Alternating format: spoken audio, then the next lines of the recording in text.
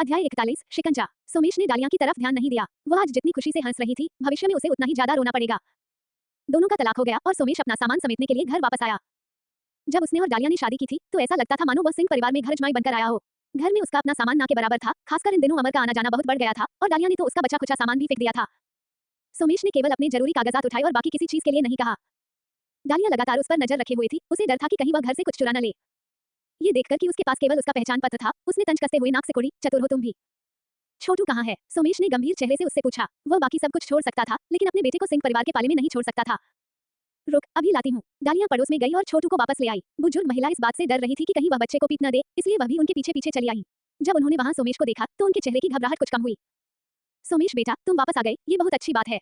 तुम दोनों को आपस में मिलजुल कर रहना चाहिए था, इससे छोटू भी खुश रहता। बुजुर्ग महिला ने अमर का जिक्र नहीं किया। ऐसा कहा जाता है कि 10 मंदिर तोड़ने से ज्यादा पाप घर उजाड़ने में होता है। वह अमर से ज्यादा सोमेश को पसंद करती थी, बस डालियां ही बहककर गलत रास्ते पर निकल पड़ी थी। मौसी जी, इन दिनों बच्चों की देखरेख करने के लिए आपका बहुत बहुत शुक्रिया। सोमेश ने अपने बेटे के सिर पर हाथ फेरा और बुजुर्ग महिला से कहा। बुजुर्ग महिला ने हाथ हिलाते हुए कहा, इसमें शुक्रिया की क्या बात है। छोटू बहुत समझदार बच्चा है, मैंने तो बस उसे अपने साथ 2 रोटियां ही खिलाई हैं। अब तुम वापस आ गए हो तो सब ठीक हो जाएगा। वो उनके बीच में रुकावट नहीं बनना चाहती थी, इसलिए दरवाजा खोलकर वहां से चली गईं। सबके जाने के बाद सोमेश थोड़ा झुका और अपने बेहद खामोश दिख रहे बेटे को देखने लगा। पिछले 15 दिनों में छोटू ने ठीक से कुछ खाया पिया नहीं था, जिससे वह काफी कमजोर हो गया था और उसकी आंखों की चमक भी फीकी पड़ गई थी। हालांकि सोमेश इस बात से नाराज था कि सिंह परिवार ने उसके बेटे का मिजाज बिगाड़ दिया था, लेकिन उसकी ऐसी हालत देखकर उसका दिल पसीज गया। छोटू, क्या तुम पापा के साथ चलना चाहते हो? काफी देर बाद छोटू ने अपना सिर उठाया और रोते हुए गले से पूछा, मम्मी कहाँ हैं? भले ही डालिया ने उसे बुजुर्ग महिला के पास छोड़ दिया था, फिर भी छोटू के दिल में अपनी मां के लिए गहरा लगाव था। पापा और मम्मी का तलाक हो गया है। सोमेश ने उससे यह बात छुपाने की नहीं सोची। छोटू अब 6 साल का हो चुका था और वो बड़ों के रिश्तों को समझने लगा था, चाहकर भी इस सच को छुपाया नहीं जा सकता था। तलाक। छोटू ने इस शब्द को दोहराया। चलो अब ज्यादा नाटक मत करो, जल्दी से अपने इस निकम्मे बाप के साथ यहाँ से दफा हो जाओ, वरना मैं तुम्हें धक्के मारकर बाहर निकाल दूंगी। डालिया से अब और इंतजार नहीं हो रहा था। अमर के आने का वक्त हो चुका था और ये दोनों बाप बेटे अभी तक वहीं खड़े थे। अपनी मां के चेहरे पर साफ झलकती हुई नफरत को देखकर छोटू ने अपनी हथेलियों को भींच लिया और आंखों में आंसू भरकर बोला, पापा, मैं आपके साथ जाने को तैयार हूँ। सोमेश की तुलना में डालिया अपने बेटे पर उतनी सख्त नहीं थी, लेकिन फिर से शादी करने की राह में बच्चे को बोझ मानकर वो उससे पिंड छुड़ाना चाहती थी। जब पिता और पुत्र ने आखिरकार वह घर छोड़ा तो सोमेश के हाथ में एक पोटली थी जिसमें छोटू के कुछ कपड़े और खिलौने थे। चलो, सिंह परिवार के घर का दरवाजा उनके पीछे बंद हो गया और अब उनका डालिया से कोई वास्ता नहीं रहा था। रास्ते भर पिता और पुत्र दोनों खामोश रहे। ईशानी ने छोटू के बुझे हुए और उदास चेहरे को देखा तो उसे थोड़ा बुरा लगा। कुछ समय पहले वह एक घमंडी और जिद्दी बच्चा था, लेकिन अब वो पूरी तरह बदल चुका था। माता पिता के तलाक होने पर हमेशा बच्चों को ही सबसे ज्यादा चोट पहुंचती है, लेकिन डालिया जैसी औरत के पास से बच्चे का दूर हो जाना ही बेहतर था।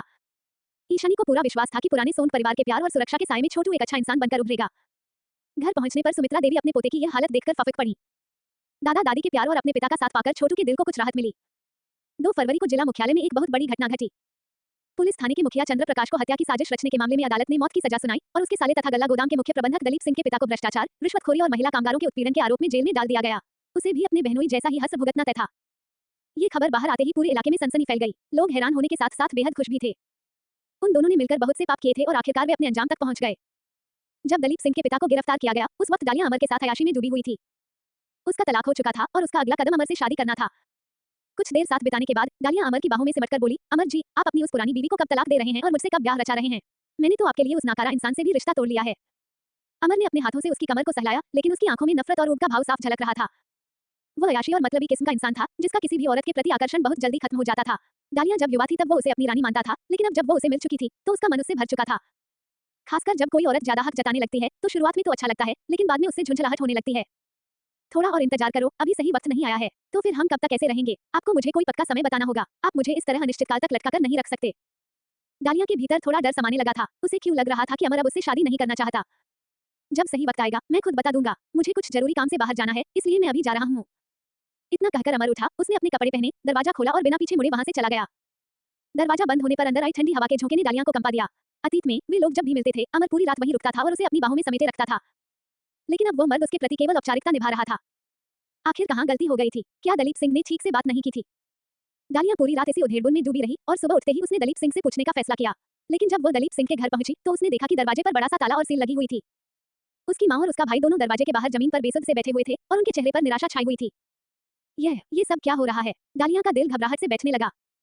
जब दलीप सिंह की मां और दलीप सिंह ने उसे देखा तो उनकी आंखें गुस्से से लाल हो गईं। दलीप सिंह उठकर उसके पास आया और उसने जोर से उसके चेहरे पर एक तमाचा जड़ दिया। सब तुम्हारी ही करतूत है, मनहूस औरत, तुमने पापा को बर्बाद कर दिया। डालिया धड़ाम से जमीन पर गिर पड़ी और उसके सिर में तेज दर्द होने लगा। दलीप, क्या तुम्हारा दिमाग खराब हो गया है? मैं अपने पिता को कैसे नुकसान पहुंचा सकती हूँ? तुमने उस सोमेश से शादी न की होती तो हम अपने घर में किसी भेड़िए को पनाह नहीं देते। अब उसी ने पापा की सारी भ्रष्ट करतूतों की पोल खोल दी है और तुम्हारा वह मामा भी जेल पहुंच चुका है। दलीप सिंह जिला मुख्यालय में अपनी धौंस सिर्फ इसलिए जमा पाता था क्योंकि पीछे दलीप सिंह के पिता और चंद्र प्रकाश का हाथ था। खुद वह किसी काम का नहीं था, इसलिए जब भी मुसीबत आती थी वह सारा गुस्सा डालिया पर उतार देता था। उसके पिता और मामा दोनों जेल में थे और उन्हें जेल पहुंचाने वाला कोई और नहीं बल्कि उसका वही नाकारा पूर्व पति था। डालिया जमीन पर बेजान पड़ी रही और किसी पागलों की तरह शून्य में देखने लगी। आखिर ऐसा कैसे हो गया? जिस सोमेश को वह सबसे ज्यादा तुच्छ समझती थी उसी ने उसके पूरे परिवार को बर्बाद कर दिया था। ऐसा नहीं हो सकता, ये सब सच नहीं हो सकता। उसे तो उस नाकारा से तलाक लेकर अमर से शादी करनी थी और शान से जिंदगी गुजारनी थी। ऐसा नहीं होना चाहिए था। इस भयंकर मानसिक आघात को वो सहन नहीं कर पाई और सदमे के मारे डालियां सचमुच मानसिक संतुलन खो बैठी। दलीप सिंह के पिता की गिरफ्तारी के बाद ईशानी ने सिंह परिवार की तरफ देखना भी बंद कर दिया। विक्रम और वीर ने सोन परिवार की इतनी मदद की थी, इसलिए ईशानी उनके लिए एक शानदार धन्यवाद भोज तैयार कर रही थी। वीर को अच्छा खाने का शौक था और ईशानी को खाना बनाने का हुनर आता था। इसके अलावा उसके गुप्त भंडार में ताजे फल और सब्जियों का अंबार था, इसलिए ईशानी ने अपनी लाजवाब कुकिंग स्किल्स का जलवा दिखाने की पूरी तैयारी कर ली थी। अध्याय 42 जिला अधिकारी का फैसला। खाना परोसा ही गया था कि रमन वहां आ पहुंचा। विनोद के पकड़े जाने के बाद वही पुलिस थाने का नया मुखिया बना था। भले ही उसका भाई जिला मजिस्ट्रेट था, लेकिन विनोद हमेशा उसे दबाकर रखता था और उसके लिए मुश्किलें पैदा करता था। अब जबकि उसका ये सबसे बड़ा दुश्मन विक्रम और ईशानी की वजह से शिकंजे में आ चुका था, तो रमन के लिए आभार जताना लाजिमी था। क्या तुम्हारे पास अतिरिक्त थाली और चम्मच हैं? मेरे लिए भी एक सेट लगाओ। हाँ हाँ, जल्दी से बैठिए। ईशानी ने बहुत सारा खाना बनाया था और मात्रा भी काफी भरपूर थी। 1 दर्जन से ज्यादा व्यंजनों से पूरी मेज भर गई थी। पकवानों के अलावा उसने शराब भी तैयार की थी। वीर काफी समय से उसकी बनाई इस खास शराब के बारे में सोच रहा था। लेकिन सिर्फ वीर ही नहीं, रमन के मुंह में भी पानी आ रहा था। सभी पुरुषों ने मिलकर जमकर शराब और लजीज व्यंजनों का लुत्फ उठाया। भाभी, आपकी बनाई यह मसालेदार मछली सचमुच कमाल की है। ये भूख बड़ा देती है और चावल के साथ खाने में इसका कोई जवाब नहीं है, और सबसे बड़ी बात कि इसमें एक भी कांटा नहीं है। वीर तटीय इलाके से था और उसने छोटी मछलियों, झींगे और समुद्री भोजन का खूब स्वाद लिया था, लेकिन उसने कभी इतनी स्वादिष्ट चीज नहीं खाई थी। ईशानी ने खिलखिलाकर कहा, अगर स्वाद अच्छा लगा है तो और खाइए, अगर कम पड़े तो भाभी आपके लिए और बना देंगी। अरे भाभी, आप कितनी अच्छी हैं। वीर ने तुरंत हामी भरी और बात खत्म करते हुए विक्रम की तरफ देखने लगा। वो सचमुच मन ही मन जल रहा था। उसकी भाभी न केवल बेहद सुंदर थी बल्कि खाना बनाने में भी माहिर थी। कप्तान साहब ने जरूर कोई बहुत बड़ा पुण्य किया होगा जो उन्हें ऐसी पत्नी मिली। वो बिल्कुल भूल चुका था कि जब विक्रम के खिलाफ साजिश रची गई थी तब वो कितना दुखी हुआ था। खाना खाने के बाद सोमेश और बाकी लोग आपस में घुल मिल चुके थे। रमन ने अपने गिलास की आखिरी घूंट पी और आने का असली मकसद बताया। दलीप सिंह के पिता को सजा मिल चुकी है और भ्रष्टाचार के जो झूठे आरोप सोमेश पर लगे थे वे पूरी तरह साफ हो चुके हैं, इसलिए वह अभी भी गल्ला गोदाम में अपने लेखाकार के पद पर बने रह सकते हैं। सच में रमन जी, क्या मेरा बेटा अभी भी अपनी नौकरी पर जा सकता है? सुमित्रा देवी खुशी से फूली नहीं समा रही थी। वो तो इसी बात से संतुष्ट थी कि उनके बेटे पर लगा दाग धुल गया था, लेकिन उन्होंने कभी सपने में भी नहीं सोचा था कि वो दोबारा अपनी नौकरी पर लौट पाएगा। बिल्कुल सच है, सोमेश कल से ही अपनी ड्यूटी पर जा सकता है। दलीप सिंह के पिता के हटने के बाद दलीप सिंह को भी बाहर का रास्ता दिखा दिया गया था। अब गल्ला गोदाम पर उस परिवार का कोई नियंत्रण नहीं बचा था। बहुत बढ़िया, बहुत बढ़िया। सुमित्रा देवी खुशी के मारे लड़खड़ाते हुए सोमेश की बाह पकड़कर बोली, बेटा तुमने सुना, पुलिस अधिकारी रमन कह रहे हैं कि तुम कल से काम पर जा सकते हो। मैंने सुन लिया माँ। सोमेश भी अंदर से बहुत खुश था, क्योंकि भले ही उसकी नौकरी चली गई थी, लेकिन अगर ऐसा न होता तो उसे घर लौटकर सिर्फ खेती किसानी ही करनी पड़ती। लेकिन वह दिल ही दिल में जानता था कि उसने इतने सालों तक गल्ला गोदाम में काम किया था कि अब खेती के तौर तरीके उससे छूट चुके थे। खासकर डालियां से तलाक होने और एक छोटे बच्चे की जिम्मेदारी अकेले उठाने के बाद घर लौटने पर वह अपने बूढ़े माता पिता और भाइयों पर और बोझ बन जाता। लेकिन अब रमन की इस बात से उसकी सारी चिंताएं दूर हो गईं। आपकी इस मदद के लिए बहुत बहुत शुक्रिया रमन जी। जनता की समस्याओं का समाधान करना हमारा कर्तव्य और दायित्व है, इसके लिए शुक्रिया कहने की कोई जरूरत नहीं है। वैसे भी आपके नाम से दाग इतनी जल्दी हटने के पीछे कप्तान विक्रम और कप्तान वीर का बहुत बड़ा हाथ है।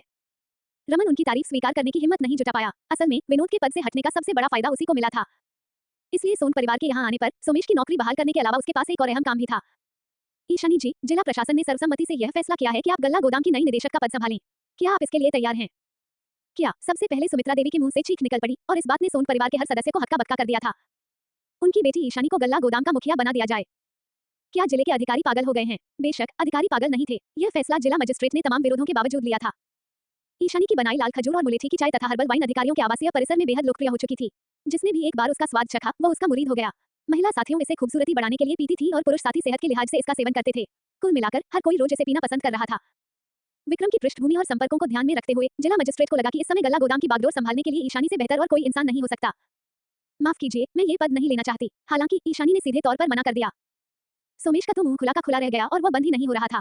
ये कितनी हैरानी की बात थी कि जिला प्रशासन खुद ईशानी को निदेशक बनाना चाह रहा था और उसने ठुकरा दिया। ईशानी बेटी। सुमित्रा देवी घबरा गई और उन्होंने चुपके से अपनी बेटी का हाथ खींचते हुए कहा, पगली लड़की, इतनी बेहतरीन फतह को ठुकरा क्यों रही हो?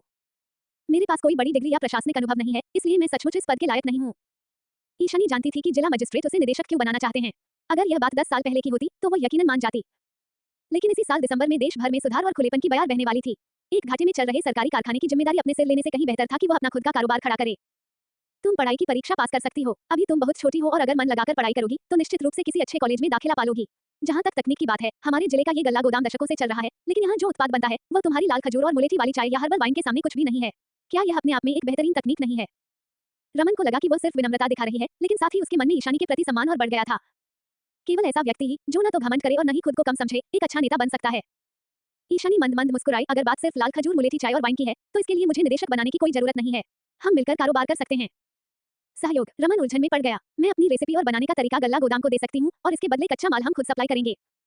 यह सच कहें तो रमन इस प्रस्ताव पर लालच में आ गया था, लेकिन ईशानी का ये विचार सरकारी नीतियों के बिल्कुल मेल नहीं खाता था। सरकारी कारखाने किसी निजी व्यक्ति के साथ कैसे व्यापार कर सकते हैं? क्या ये पूंजीवादी तरीका नहीं हो जाएगा?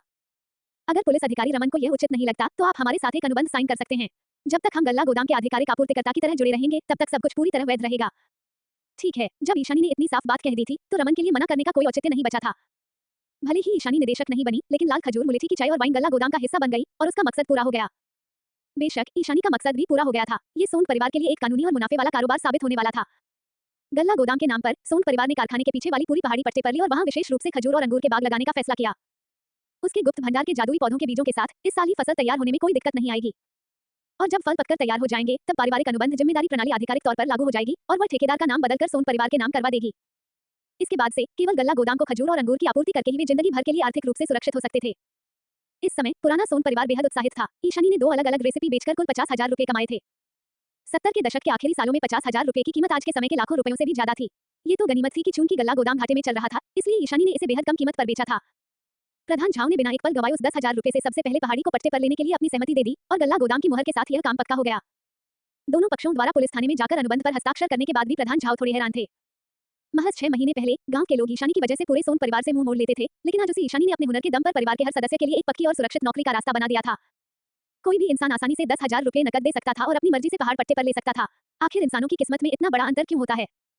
ईशानी बेटी, तुमने इतने सारे फलों के पेड़ लगाए हैं, तो इनकी देखभाल के लिए मजदूरों की भी जरूरत पड़ेगी ना। खरपतवार निकालना, खाद डालना और फल तोड़ना, ये सब मेहनत का काम है और सिर्फ सोन परिवार के कुछ लोग मिलकर इसे नहीं संभाल सकते। ईशानी समझ गई कि प्रधान झाव क्या कहना चाहते हैं। उसने अनुबंध पत्र हाथ में लिया और मुस्कुराते हुए बोली, इसलिए मुझे प्रधान जी से मदद लेनी होगी ताकि वे गांव से कुछ लोगों को काम पर रख सकें। जो भी काम करने का इच्छुक होगा, मैं उसे रोजाना 1 रुपए की दिहाड़ी दूंगी। 1 रुपया। उस जमाने में शहर के पक्के मजदूरों को भी महीने में सिर्फ 20 या 30 रुपए ही मिलते थे। प्रधान झाव पहले ही भाग चुके थे कि जब ईशानी यह रकम बताएगी, तो सोन परिवार के दरवाजे पर काम पाने वालों की भीड़ उमड़ पड़ेगी। अध्याय 43, भर्ती में मुश्किलें। जैसा कि उम्मीद थी, जब सोन परिवार द्वारा मजदूरों को काम पर रखने की खबर फैली, तो गांव के सभी लोग हैरान रह गए। प्रधान जी, क्या ईशानी बेटी सचमुच हमें 1 रुपए की दिहाड़ी देगी? वो हमसे झूठ तो नहीं बोल रही है? हाँ प्रधान जी, इतनी अच्छी बात है, क्या ये सच है? प्रधान झाव ने काम पर रखने का नोटिस चस्पा करने में मदद की थी और गांव का हर व्यक्ति उनके पास पहुंच गया था। प्रधान झाव ने अपनी चिलम थपथपाई और गर्व से भरे अंदाज में देखा। बेशक ये सच है, ईशानी बेटी ने गल्ला गोदाम के लिए पहाड़ पर पेड़ लगाने में मदद की है। पीछे गल्ला गोदाम का हाथ है, तो क्या तुम्हें किसी धोखे का डर है? डर क्यों होता? सुविधाएं इतनी बेहतरीन थी कि लोगों को अपनी आंखों पर यकीन ही नहीं हो रहा था। प्रधान जी, मेरा नाम लिख लीजिए। हमारे घर में कई लोग हैं, इसलिए हम लोग ईशानी के यहाँ बारी बारी से काम करने आ सकते हैं। मैं भी अपना नाम लिखा रहा हूँ। एक ने शुरुआत की, तो बाकी लोग भी आगे आ गए। यहाँ बाकी जगहों के मुकाबले मौसम थोड़ा अलग रहता है, लेकिन नए साल के बाद ठंड कम होने लगती है। पहाड़ पर पड़े पत्थरों और खरपतवार को साफ करने की जरूरत थी, जिसके लिए वाकई बहुत सारे लोगों की आवश्यकता थी। प्रधान झाव ने उन सभी के नाम दर्ज कर लिए जिन्होंने अपना नाम लिखाया था, और आखिर में ईशानी ने तय किया कि किसे काम पर रखा जाना है। सोमेश अगले ही दिन काम पर चला गया। डालिया से तलाक लेने के बाद उसके पास रहने के लिए कोई घर नहीं बचा था, इसलिए वह कारखाने के कर्मचारियों वाले हॉस्टल में रहने लगा। लेकिन छोटू को फिलहाल पुराने सोन परिवार के घर ही रहना था। पापा, आप इस हफ्ते के अंत में वापस आ जाएंगे ना? गांव के मुहाने पर खड़े होकर छोटू ने घबराई हुई नजरों से सोमेश की तरफ देखा। उसके भीतर अब वह पहले जैसी अकड़ और जिद्दीपन का नामोनिशान तक नहीं बचा था। हाँ पापा, इस हफ्ते के अंत में तुमसे मिलने जरूर आएंगे, तब तक तुम्हें अपने दादा दादी के पास ही रहना है।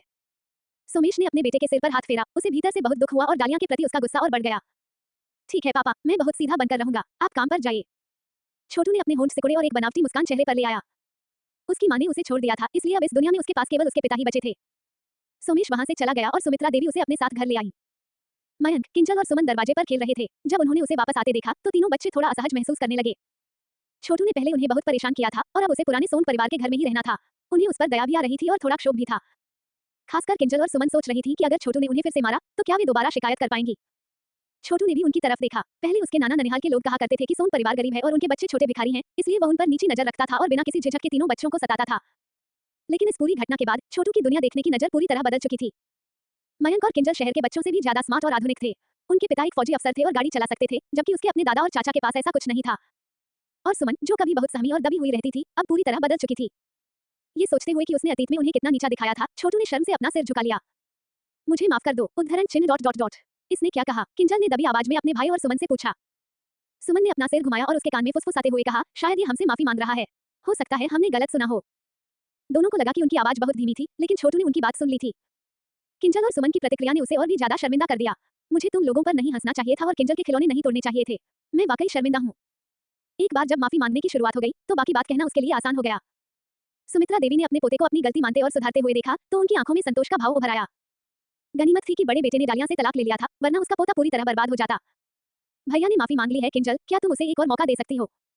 सुमित्रा देवी ने बीच बचाव करते हुए पहल की। किंजल ने अपनी भौहें सिकोड़ी, अपना सिर एक तरफ झुकाकर कुछ देर सोचा और फिर सिर हिला दिया। ठीक है, लेकिन अगर इसने अगली बार हमें परेशान किया तो मैं अपने भैया से इसकी पिटाई करवाऊंगी।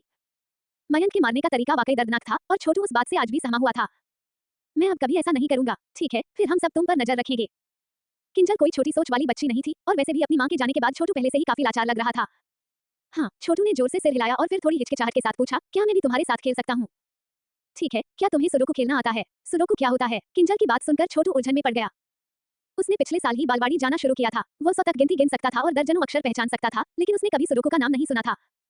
यह एक ऐसी तालिका होती है, इसमें हम पहले से दिए गए अंकों के आधार पर बाकी खाली खानों में नंबर भरते हैं ताकि हर पंक्ति और कॉलम में 1 से 9 तक के अंक बिना दोहराए आ सकें। किंजल ने उसे खेल के नियम समझाए और छोटू बड़े ध्यान से सुनने लगा। यह एक छोटा सा बौद्धिक खेल था जो ईशानी ने दोनों बच्चों को दिया था। हालांकि सुमन उन दोनों जितनी तेज नहीं थी, लेकिन दूसरों को खेलते हुए देखकर उसने भी इसे बहुत अच्छे से सीख लिया था। छोटू अंक पहचानता था और चीजों को सुमन से थोड़ा जल्दी समझ गया था। 2 बार खेलने के बाद ही वह सुडोकू का राज समझ गया। चारों बच्चे जमीन पर उकड़ू बैठकर मजे से खेलने लगे। सुमित्रा देवी ने थोड़ी देर तक उन्हें देखा और जब उन्हें लगा कि बच्चे मजे से खेल रहे हैं तो वह निश्चिंत होकर मुस्कुराते हुए रसोई घर की तरफ चली गईं। सुषमा दोपहर का खाना बना रही थी। नए साल के दौरान सोन परिवार में बहुत सी चीजें हुई, लेकिन गनीमत थी कि उनमें से ज्यादातर अच्छी बातें ही थीं। ये सोचकर कि वह गल्ला गोदाम की पक्की कर्मचारी बन चुकी है, सुषमा इन दिनों हवा में तैरती हुई सी चल रही थी। बहू, दोपहर में बच्चों को मीठे अंडे बना देना और उसमें चीनी थोड़ी ज्यादा डालना। ठीक है, और एक कटोरी मेरी छोटी नंद के लिए भी बना देना, उन्हें मीठा बहुत पसंद है। सुषमा ने तुरंत हामी भरी, यहाँ तक कि उसने ईशानी का भी खास ख्याल रखा। आज सोन परिवार की जिंदगी इतनी अच्छी चल रही थी तो उसकी सबसे बड़ी वजह उनकी वही प्यारी बहू थी। ठीक है, जैसा तुम्हें ठीक लगे वैसा करो। इतनी समझदार बहू मिलने के बाद सुमित्रा देवी को और क्या चाहिए था, वह भला क्यों असंतुष्ट होती। कहा जाता है कि जिस घर में मेल मिलाप हो वहाँ बरकत जरूर होती है। जब पूरा परिवार मिलकर काम करे तो जिंदगी दिन ब दिन बेहतर होती ही चली जाती है। सुमित्रा देवी खुश थी, लेकिन जब उन्होंने अपनी बहू के दुबले पतले शरीर को देखा तो दरवाजे से बाहर निकलते वक्त उनके कदम ठिठक गए। तुम इन दिनों बहुत काम में व्यस्त रही हो और तुमने बहुत मेहनत की है, इसलिए अपने लिए भी एक कटोरी बना लेना। मैं, सुषमा हक्की बक्की रह गई, क्या उसे भी यह खाने को मिल सकता था? सुमित्रा देवी हमेशा से सख्त मिजाज सास की भूमिका में रहने की आदी थी, इसलिए जिंदगी में पहली बार अपनी बहू के साथ नरमी से पेश आते हुए उन्हें थोड़ी झेप महसूस हो रही थी। मैंने कहा ना तो बस खा लेना, हमारे घर में अब इन 2 अंडों की कोई कमी नहीं है। अब घर में सभी कमाने वाले लोग थे तो फिर भविष्य में अंडे खरीदने के लिए पैसों की कमी की चिंता कैसे होती। अरे वाह, शुक्रिया मम्मी जी, आप मुझसे बहुत प्यार करती हैं। सुषमा ने कलछी थाम रखी थी, उसका दिल भर आया और उसकी आंखों में खुशी के आंसू आ गए। उसने पुराने सोन परिवार के लिए बिना थके जी जान से मेहनत की थी और उसकी सास उसकी इस मेहनत को देख रही थी। चलो चलो, ज्यादा मक्खन मत लगाओ, जल्दी से खाना बनाओ, तुम्हारे ससुर जी और बाकी लोग बस आते ही होंगे। सुषमा की ऐसी तारीफ सुनकर सुमित्रा देवी असहज हो गई और अपने हाथ पीछे बांधकर बाहर निकल आई। बहू ने भी ईशानी बेटी की तरह मीठा बोलना सीख लिया था, लेकिन न जाने क्यों ये बात उन्हें अच्छी भी बहुत लग रही थी। सुमित्रा देवी ने अपनी हथेलियां रगड़ी और मन ही मन सोचा कि उन्हें भविष्य में अपनी बहू के साथ और भी अच्छे से पेश आना चाहिए। सोन परिवार के दूसरे और तीसरे बेटे दोपहर के आसपास ही वापस लौटे। ईशानी ने नाम दर्ज करवाने वालों में से 10 ऐसे लोगों को चुना था जो बहुत ईमानदार, मेहनती और साफ सुथरे पारिवारिक पृष्ठभूमि वाले थे। वे लोग काम शुरू करने के लिए सोन परिवार के छोटे बेटे के साथ निकल पड़े थे। वे लोग कई दिनों से काम कर रहे थे, हालांकि काम थका देने वाला था, लेकिन तीनों भाई बहुत खुश थे। हालांकि आज उन सबके चेहरे पर उदासी छाई हुई थी। ये सब क्या माजरा है? क्या पहाड़ पर कोई हादसा हो गया है? जब सुमित्रा देवी ने अपने बेटों के उतरे हुए चेहरे देखे तो उनका दिल धक से रह गया। सोमेश के छोटे भाई ने तमतमाए हुए चेहरे के साथ अपनी कुदाल दीवार के सहारे नीचे पटकी और बोला, पहाड़ पर कोई दुर्घटना नहीं हुई है। बात यह है कि वह कमबख्त दलवीर और उसके कुछ आवारा गुंडे ऊपर आ धमके हैं और हंगामा कर रहे हैं। वे जिद कर रहे हैं कि हम मजदूरों को काम पर रख रहे हैं लेकिन उन्हें नहीं, और वे हमें वहां काम करने से रोक रहे हैं। अध्याय 44 हंगामा। सोन परिवार द्वारा मजदूरों को काम पर रखने की खबर से कई लोगों के मन में ईर्ष्या पैदा हो गई, खासकर गांव के एक लफंगे दलवीर के मन में। वो अपने हिस्से के काम के अंत कमाने में कभी सक्रिय नहीं रहता था और हमेशा चोरी चकारी और धोखाधड़ी में लगा रहता था। अगर उसकी किस्मत अच्छी न होती और उसकी शादी एक पढ़ी लिखी शिक्षित युवती से न हो जाती तो शायद उसे कभी पत्नी भी नसीब न होती। उसने 1 दर्जन से ज्यादा लोगों को रास्ते पर रोक रखा है, कोई भी ऊपर काम करने नहीं जा सका। उसने आज सुबह हमारा पूरा काम रोक दिया। आलोक बहुत गुस्से में था। जब वे लोग पहले एक ही चूल्हे का खाते थे तब दलवीर सरेआम काम चोरी करता था, अब वो सीधे हंगामा करने आ गया था। क्या उसे सच में लगता था कि सोन परिवार वाले चुपचाप बैठे रहेंगे? अगर वो कल फिर आया तो मैं अपने आदमियों को लेकर खुद इनसे निपटूंगा। मोहन भी झुंझलाया हुआ था। इस तरह के आवारा गुंडे किसी भी बात पर अड़ जाते थे और तब तक पीछा नहीं छोड़ते थे जब तक अपना मकसद पूरा न कर लें। लेकिन अगर सच में उन्हें पहाड़ों पर काम पर रख लिया जाता तो उन्हें इतनी आसानी से मिलने वाली पक्की दिहाड़ी का दर्द समझ आ जाता।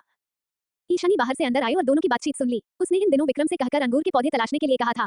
हालांकि उसके गुप्त भंडार में बहुत सारी चीजें थी, लेकिन वो उन्हें खुलेआम बाहर नहीं ला सकती थी। वो विक्रम के पौधे मिलने का इंतजार कर रही थी ताकि सही समय पर उनकी अदला बदली कर सके।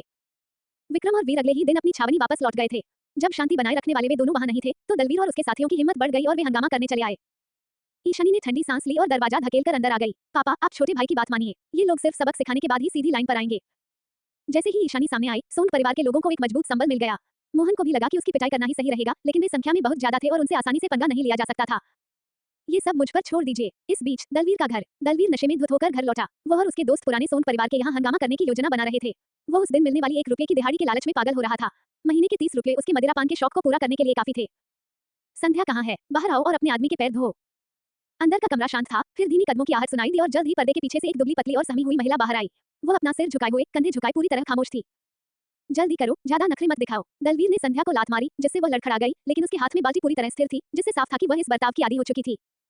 उसने चुपचाप बाल्टी बिस्तर के पास रखी और अपने पति के पैर धोने के लिए उकड़ बैठ गई। दलवीर ऊपर से नीचे उसे घमंड भरी नजरों से देखने लगा। जो शिक्षित युवती कभी बहुत अकड़ में रहती थी, आज उसे मजबूरन उसके पैर धोने पड़ रहे थे और उसके बच्चे पालने पड़ रहे थे। उसने गर्व से अपनी भौहें उचकाई और संध्या की तरफ एक लालची नजर डाली। बिना पैर धुले ही उसने बिस्तर पर रखा तौलिया उठाया, जल्दी से 2 बार पैर पोंछे और फिर उस महिला का हाथ पकड़कर उसे जबरन बिस्तर की तरफ खींचने लगा। मुझे एक बेटा दो, मेरी तबीयत ठीक नहीं है, इन दिनों मैं अस्वस्थ हूँ। संध्या ने संघर्ष किया, उसकी आंखों में गहरी नफरत साफ झलक रही थी। दलवीर को उसकी बात पर यकीन नहीं हुआ और उसने गुस्से से उसका हाथ छोड़ते हुए कहा, न जाने तुम्हारी तबीयत ऐसे ही वक्त पर क्यों खराब होती है। संध्या उस आफत से बच निकली, बिस्तर से नीचे उतरी और बाल्टी उठाकर बोली, मैं इसे साफ करके लाती हूँ। बाहर सूरज तेज चमक रहा था, लेकिन संध्या को अपने पूरे शरीर में कपकपी छूटती हुई महसूस हो रही थी। जब उसने दोबारा सिर उठाया तो उसकी आंखों में आंसू छलक आए थे। अगले दिन दलवीर फिर से हंगामा करने आ गया। 1 दर्जन के करीब आवारा गुंडे पहाड़ों के रास्ते पर डंडे और लोहे की रॉड लेकर खड़े थे, जिससे साफ था कि वे पूरी तैयारी के साथ आए थे। प्रधान शर्मा मोहन और अन्य लोगों के साथ वहां पहुंचे। उन्हें रास्ता रोके हुए देखकर वे गुस्से से पैर पटकने लगे। दलवीर, ये तुम्हारी कौन सी बदतमीजी है? तुम हमेशा कामचोरी करते आए हो और अब यहाँ फालतू का हंगामा कर रहे हो। फौरन अपने घर वापस जाओ। प्रधान जी, आप गलत कह रहे हैं। इसे हंगामा करना कैसे कहते हैं? हम सब भी गल्ला गोदाम के लिए काम करना चाहते हैं। सोन परिवार हमें काम पर क्यों नहीं रख रहा है? दलवीर दबंगई दिखाने का आदी था और उसे प्रधान शर्मा की बात से कोई फर्क नहीं पड़ा, क्योंकि वह पहाड़ हमारा है। आलोक से चुप नहीं रहा गया और उसने बोल दिया, वो पहाड़ पूरे गांव का है, हम सब इसी गांव के हैं, इसलिए इस काम पर हमारा भी अधिकार बनता है। दलवीर के इस टेढ़े मेढ़े तर्क ने वाकई कई लोगों को असमंजस में डाल दिया। आप जानते ही हैं कि गांव में सैकड़ों लोग हैं और ईशानी ने काम के लिए सिर्फ 10 लोगों को चुना था, बाकी लोग सिर्फ ईर्ष्या भरी नजरों से देख सकते थे। प्रधान जी, दलवीर जो कह रहा है वह सही है, हम सब इसी गांव के हैं, पहाड़ के काम में हम सबका भी हिस्सा होना चाहिए। हाँ प्रधान जी। भीड़ के दबाव से प्रधान शर्मा का चेहरा काला पड़ गया। क्या तुम सब भी ऐसा ही सोचते हो? हालांकि किसी ने खुलकर कुछ नहीं कहा, लेकिन उनके चेहरों के हावभाव से साफ जाहिर हो रहा था कि वे इस बात से सहमत हैं। ठीक है, बहुत बढ़िया। प्रधान शर्मा गुस्से के मारे हंस पड़े। इन लोगों ने एक बार भी यह सोचने की जहमत नहीं उठाई कि ईशानी उन्हें काम पर क्यों नहीं रखना चाहती। वे सब सिर्फ मक्कारी और धोखाधड़ी करना जानते हैं। कौन इतना मूर्ख होगा जो उन्हें इतनी भारी दिहाड़ी देगा? मैं यहाँ साफ साफ कह देता हूँ, अगर तुम लोगों को काम करना है तो जाकर सीधे गल्ला गोदाम में अर्जी लगाओ और देखो कि वे तुम्हें रखते हैं या नहीं। जहाँ तक ईशानी बेटी के फैसले का सवाल है, तुम्हारा विरोध करना पूरी तरह बेकार है। तो फिर हम अपने आदमियों को लेकर इस रास्ते को जाम कर देंगे। मजाल है कि कोई यहाँ से निकल सके। अगर हिम्मत है तो हम पर से गुजर कर जाओ। ये सिरफिरा दलवीर वाकई अपनी जिद पर अड़ा हुआ था। ठीक उसी समय जब पुराना सोन परिवार और प्रधान शर्मा असमंजस में थे, ईशानी भीड़ के बीच से बाहर निकलकर आगे आई। उसने सफेद रंग की जैकेट पहन रखी थी और उसका गोरा चेहरा बेहद शांत और मासूम लग रहा था। ठीक है, उसने दलवीर की तरफ देखकर एक मीठी सी मुस्कान के साथ कहा। दलवीर को लगा कि ईशानी उससे डर गई है और उसकी बात मान रही है। उसने विक्रम की गैरमौजूदगी में ये हंगामा करने का सही वक्त चुना था और पुराने सोन परिवार के लोग वैसे भी उसके सामने कुछ नहीं थे।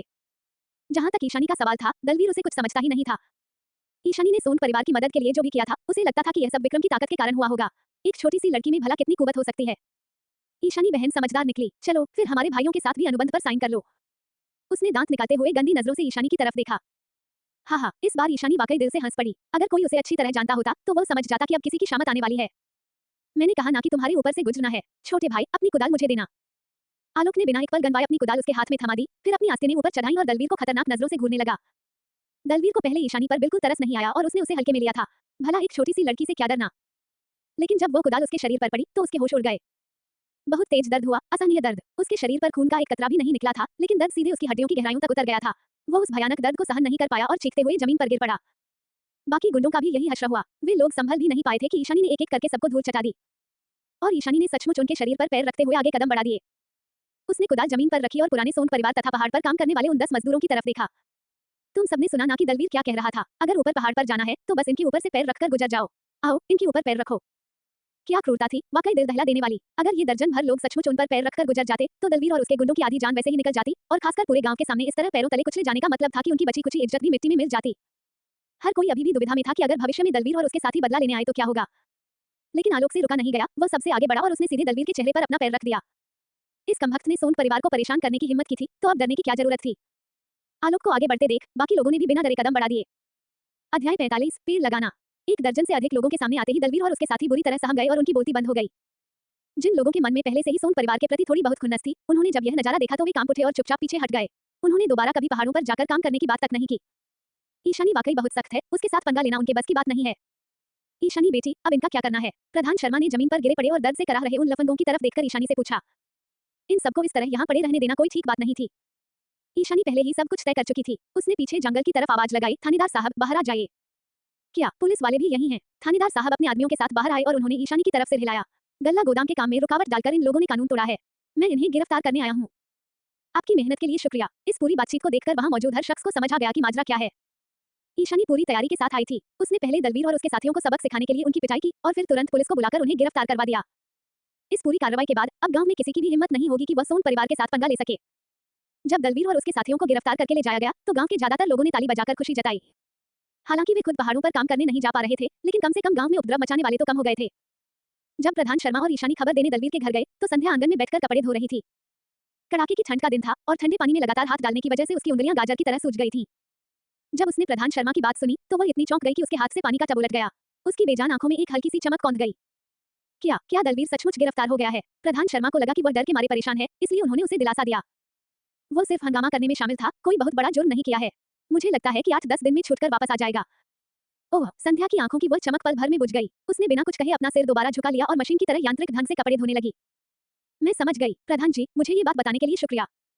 जब दोनों दलवीर के घर से बाहर निकले तो प्रधान शर्मा ने ईशानी से अपनी झुंझलाहट जाहिर की। तुम्हें क्या लगता है, शहर से आई इस पढ़ी लिखी लड़की की अकल पर कोई पत्थर पड़ा है क्या? आखिर वह दलवीर पर इतनी मेहरबान क्यों है? ईशानी ने कुछ नहीं कहा और चुपचाप आगे बढ़ती रही, लेकिन उसके मन में कुछ कयास जरूर लग रहे थे। संध्या की मानसिक स्थिति उस महिला जैसी थी जिसे मजबूरी में कुछ ऐसे लोगों के आगे झुकना पड़ा था जो खुद को ताकतवर समझते थे। शायद उसके पास दलवीर से शादी करने के अलावा और कोई चारा नहीं बचा था। जैसे जैसे मार्च का महीना नजदीक आया, मौसम काफी सुहाना होने लगा। ईशानी ने विक्रम से जिन अंगूर के पौधों को तलाशने के लिए कहा था, वे मिल गए थे कुल 100 पौधे। उसने अपने गुप्त भंडार की मदद से उन्हें विशेष पौधों से बदल दिया और सोन परिवार ने पहाड़ पर पेड़ लगाने का काम शुरू कर दिया। सोन परिवार के तीनों बुजुर्गों और 10 मजदूरों ने मिलकर आधे महीने से ज्यादा कड़ी मेहनत की और आखिरकार यह काम पूरा कर लिया। बेर और अंगूर के पौधे बहुत नाजुक किस्म के नहीं होते हैं और ऊपर से भी ईशानी के भंडार के विशेष पौधे थे। जब तक उन्हें कोई जानबूझकर नुकसान न पहुंचाए, वे इसी साल फल देने लगेंगे। पहाड़ का काम खत्म होने के बाद ईशानी भी अपने नए घर में शिफ्ट हो गई। ही परिवार का नया आंगन बनकर तैयार हो चुका था। उसकी सफेद दीवारें और हरी टाइलें किसी खूबसूरत नक्काशीदार हवेली जैसी लग रही थी। ईशानी ने आंगन में सुंदर फूल और पौधे लगाए थे और उसके ठीक बगल में उसकी छोटी सी सब्जी की क्यारी थी जिसे बहुत करीने से सजा कर रखा गया था। सुमित्रा देवी अपनी बेटी का सामान नए घर में शिफ्ट करवाने में मदद करने आई। जब उन्होंने परिवार का वह छोटा और सुंदर आंगन देखा तो उनके मन में थोड़ी ईर्ष्या और हैरानी का भाव भर आया। मैंने अपनी पूरी जिंदगी में ऐसा प्यारा आंगन कभी नहीं देखा। तुम्हारे दिमाग में यह आइडिया कहाँ से आया? ईशानी ने मुस्कुराते हुए कहा, मैंने यह एक किताब में पढ़ा था। अगर माँ को ये पसंद है तो मैं आपके लिए भी ऐसा ही घर बनवा दूंगी। जरूर। इस बार सुमित्रा देवी ने मना नहीं किया क्योंकि अब उनके पास पैसों की कोई कमी नहीं थी। गल्ला गोदाम से मिलने वाली मासिक सैलरी 50 रुपये थी, जो उनके 5 सदस्यों के परिवार के लिए कुल 250 रुपये बैठती थी। उन्हें मजदूरों को अपनी जेब से पैसे नहीं देने पड़ते थे और बेल तथा अंगूर के पेड़ों के फल बेचकर वे और भी कमाई कर सकते थे। अब सोन परिवार को कंजूसी करने की कोई जरूरत नहीं थी। अगर वे चाहें तो कुछ ही महीनों में पैसे बचाकर ऐसा बड़ा आंगन खुद भी बनवा सकते थे। इसके अलावा जब से सोन परिवार ने पहाड़ की जिम्मेदारी संभाली थी, तब से आलोक के लिए रिश्ते लेकर आने वालों का तांता लग गया था। न सिर्फ आलोक बल्कि सोमेश के लिए भी कई लड़कियां रिश्ता भेजना चाहती थी, लेकिन अब तो सुमित्रा देवी खुद बहुत सोच समझकर किसी का चुनाव कर रही थी। इसलिए बड़े और छोटे बेटों के भविष्य में ब्याह के लिए ऐसा बड़ा घर होना तो बहुत जरूरी था। नया घर रहने में बेहद आरामदायक था, इसलिए शिफ्ट होने के बाद ईशानी ने दोनों बच्चों को अपने दम पर वहीं रहने की अनुमति दे दी। शुरुआत में किंजल इसके लिए तैयार नहीं थी, लेकिन न जाने क्यों मयंक ने उससे कुछ कहा और अगले ही दिन वो अपना छोटा सा तकिया लेकर खुद ही नए घर में शिफ्ट हो गई।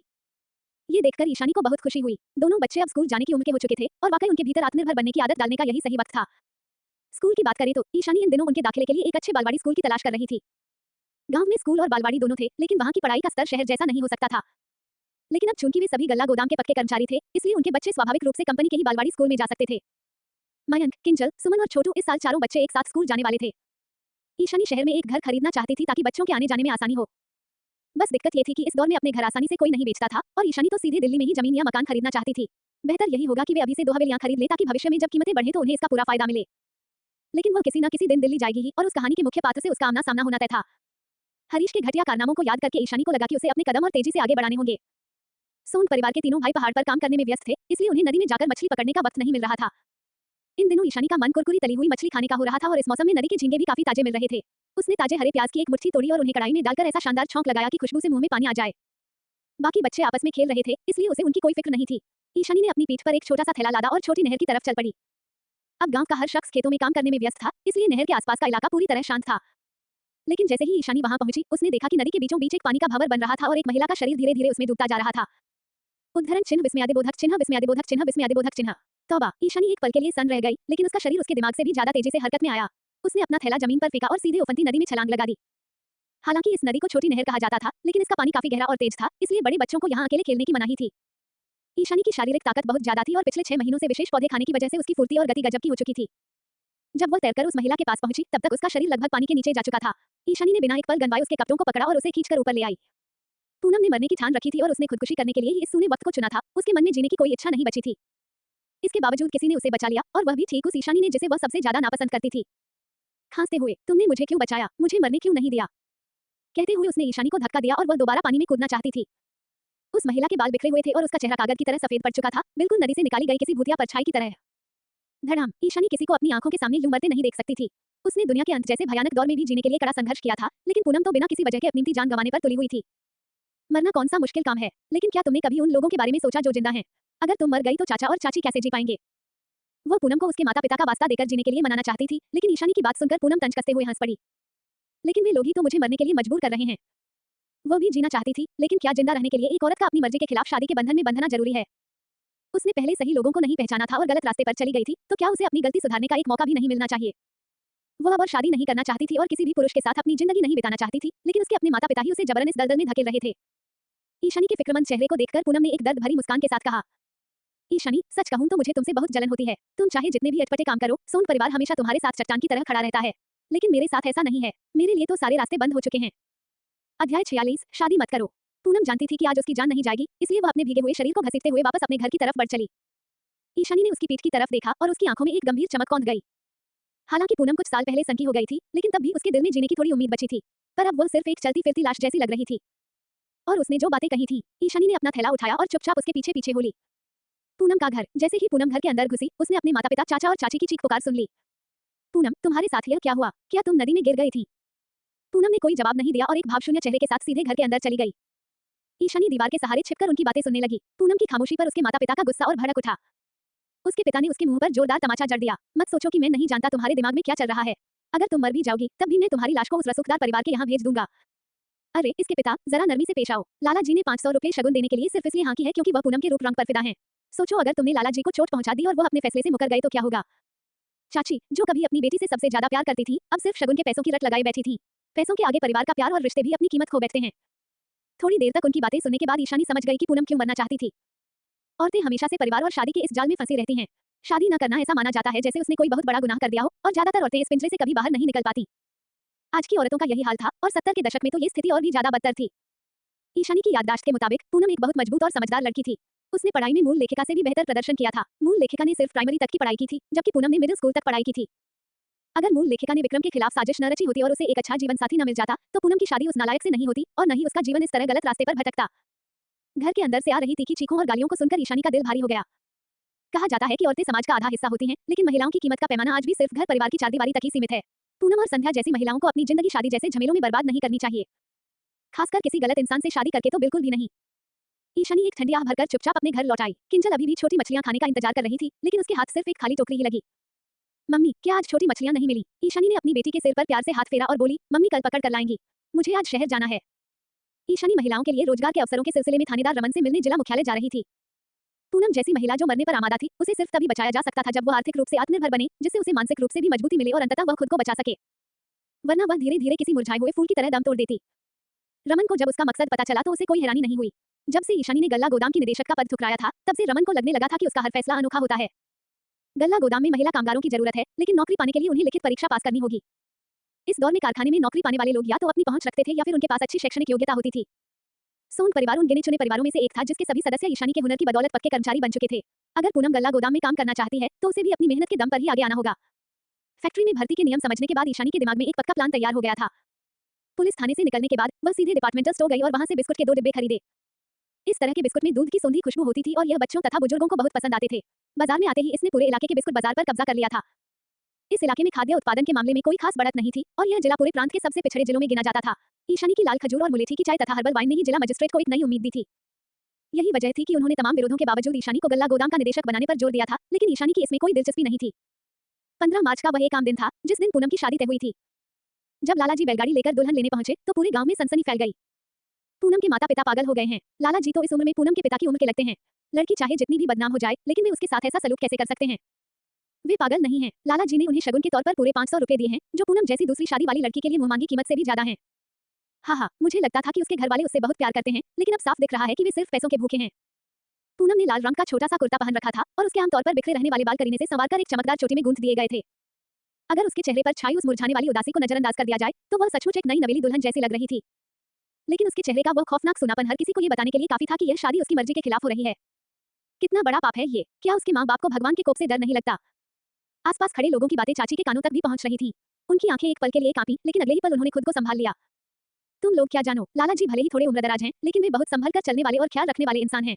उसका पुराना पति भले ही पढ़ा लिखा था, लेकिन उसने मेरी पूनम को कितना दर्द दिया था।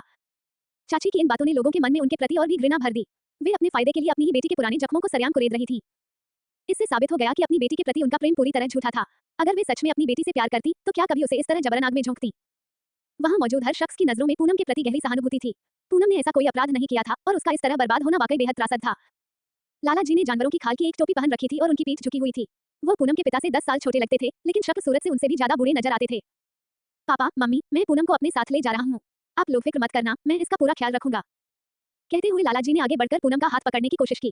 तमाशबीन लोगों ने अपना सिर दूसरी तरफ फेर लिया। ये दृश्य देखने में वाकई बहुत दयनीय था। पूनम का हाथ जैसे ही उसने पकड़ा, उसका दिल पूरी तरह नाउमीदी के अंधेरे में डूब गया।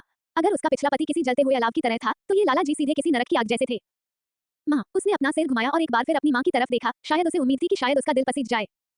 लेकिन चाची की नजरों में सिर्फ पैसा और स्वार्थ था। इसके अलावा वह इस बात से बहुत खुश थी कि उनकी बेटी की किसी तरह दोबारा विदाई हो रही है। जल्दी करो, शुभ मुहूर्त निकल जाएगा। लाला जी के घर पहुंचकर उनका अच्छे से आदर सत्कार करना, ठीक है? पूनम की आंखों में बची कुची उम्मीद की आखिरी किरण भी हमेशा के लिए बुझ गई और वह पूरी तरह एक बेजान पुतले में बदल गई। ठीक उसी समय जब लाला जी उसे जबरन बैलगाड़ी पर बिठाने जा रहे थे, भीड़ के बीच से ईशानी की बुलंद आवाज गूंजी। 1 मिनट रुकिए। वह तेजी से आगे बढ़ी और सीधे पूनम के सामने आकर खड़ी हो गई।